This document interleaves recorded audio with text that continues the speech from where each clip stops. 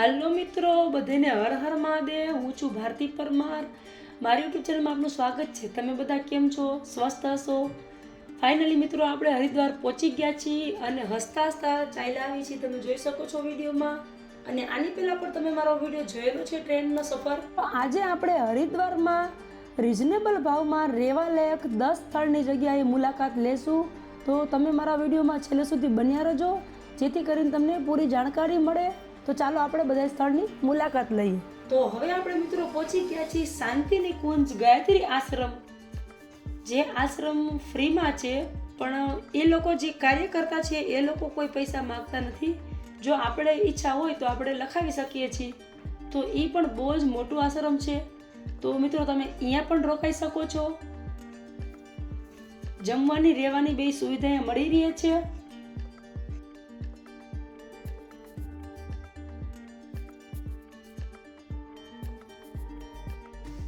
અને હવે જે આપણે જોઈ રહ્યા છીએ સપ્તઋષિ આશ્રમ, અહીંયા પણ રહેવાની સુવિધા તમને મળી રહી છે. એ પણ બહુ જ મોટી જગ્યા છે અને સરસ એવું વાતાવરણ અહીંયા કણે છે. ઝાડવાઓ છે અને વાહનના પાર્કિંગ સાથે તમને રૂમ અવેલેબલ મળી રહે છે. તો એકદમ શાંત વાતાવરણમાં અને સુંદર જગ્યા છે.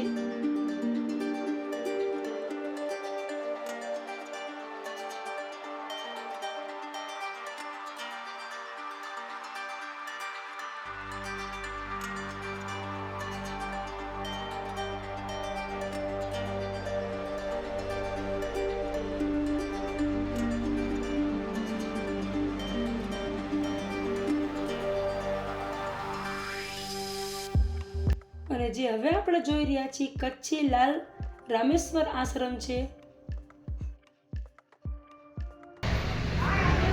હવે મારી પાછળ આખું કચ્છી આશ્રમ છે.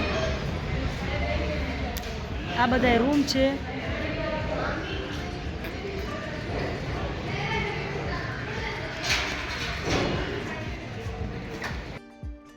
હવે કચ્છી આશ્રમમાં 130 રૂપિયામાં રહેવા અને 3 તક જમવાની સુવિધા સાથે તમને મળી રહે છે રૂમ.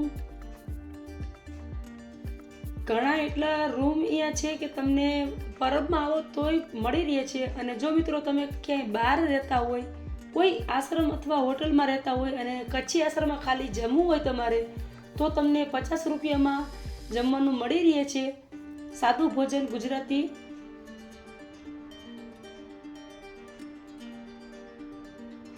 અને હવે આપણે જે જોઈ રહ્યા છીએ એ છે નકલંગ ધામ આશ્રમ. એ પણ ખૂબ સરસ જગ્યા છે અને એનું રૂમનું ભાડું છે 2000 રૂપિયા. તો અહીંયા પણ વિશાળ જગ્યા છે અને 2000માં તમને 3 ટક જમવાનું અને રહેવાનું મળી રહે છે. અને અહીંયા કણે હોટલ જેવી સુવિધા સાથે તમને રૂમ અવેલેબલ હોય છે.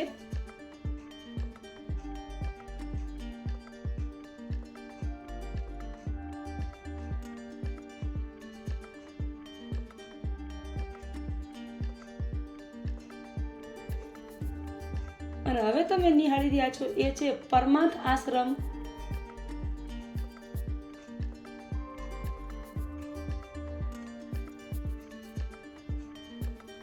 અહીંયા પણ તમને સારી સુવિધા મળી રહી છે અને આપણા ભાવમાં આપને રૂમ મળી રહે છે અને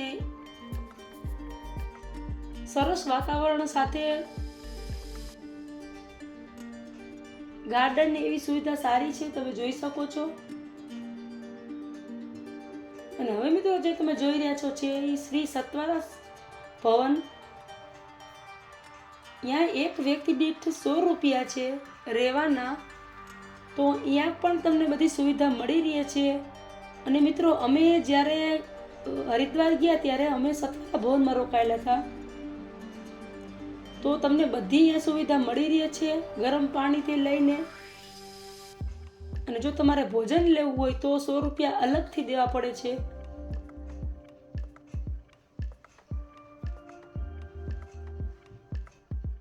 હવે મિત્રો, જે તમે જોઈ રહ્યા છો એ કડવા પાટીદાર ભવન છે. અહીંયા પણ તમને રૂમ મળી રહ્યા છે. કડવા પાટીદાર ભવન સતવારા સમાજની એક્ઝેક્ટ સામે છે.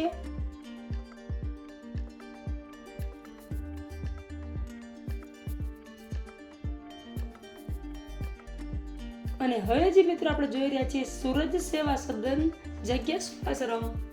અહીંયા પણ તમને રૂમ આપણા ભાવમાં મળી રહ્યા છે. અહીંયા પણ જગ્યા એકદમ સુંદર છે.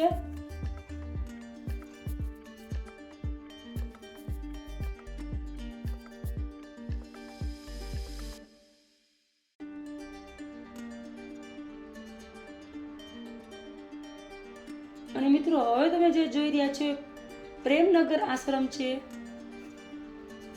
અહીંયા પણ ઘણા બધા રૂમો છે અને સારી સુવિધા છે. સાથે તમને રૂમ અહીંયા મળી રહ્યા છે. એકદમ વિશાળ જગ્યા છે, તમે જોઈ શકો છો.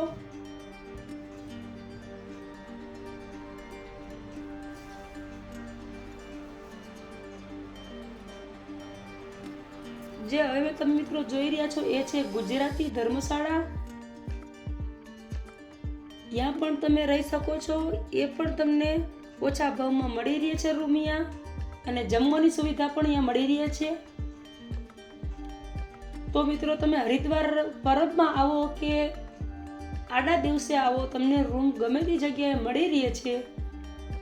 તો મિત્રો તમને મારો વિડીયો કેવો લાગ્યો એ મને જરૂરથી જણાવજો. વિડીયો સારો લાગ્યો તો લાઈક કરો, શેર કરો અને સબસ્ક્રાઈબ કરવાનું ભૂલતા નહીં. આપણે આવા નવા વિડીયોમાં મળતા રહીશું. અને મારા ફેસબુકમાં પણ એક મારી આઈડી છે ભારતી પરમાર ટૂર્સ કરીને, એને પણ ફોલો કરો અને લાઈક કરો. ઇન્સ્ટાગ્રામમાં પણ મારી આઈડી છે ભારતી પરમાર ટૂર્સ કરીને, એને પણ લાઈક કરો, ફોલો કરો અને શેર કરો.